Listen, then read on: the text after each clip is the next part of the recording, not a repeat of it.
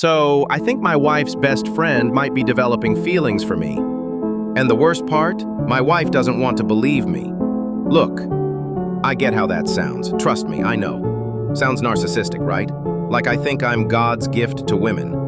But that's not what this is. This is me noticing a pattern, a shift, that just doesn't sit right. My wife and I, we've been in each other's lives for about 20 years. Dated for 9, married for 5. Solid, real love. Her best friend, let's call her Dee, has been around since college. They're basically sisters. I've always known Dee, always liked her. She's been through some rough stuff with guys, abusive relationships, toxic exes, you name it. And yeah, she talks to both of us about it. But after her last breakup, she said she was done dating for a while, just focusing on herself. Cool, right? Makes sense. Then, things started changing. She started telling my wife how lucky she is to have me, that it must feel amazing to have a man who supports her, listens to her, loves her properly. Innocent comments, maybe, until they weren't. Dee started getting clingy. She'd rest her head on my shoulder when we watched TV, sit in my lap, ask me how my day was, like really ask, and then follow up with stuff like, "Are you happy to see me?" Or "How does this outfit make me look? Be honest." And I mean, she's drawing extra attention to certain parts of herself.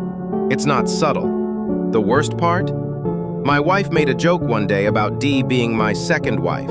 You know, to do the stuff she didn't want to do. We all laughed at the time, but then Dee started running with it. She calls herself my second wife all the time now. And then, no joke, she sent me a picture of a ring, said, "Even your second wife deserves a ring." At that point, I was like, okay, this isn't harmless anymore. I brought it up to my wife. I told her, flat out, I think Dee is getting too comfortable with me. I think she might be catching feelings. And all she said was, that's just her. She doesn't mean anything by it.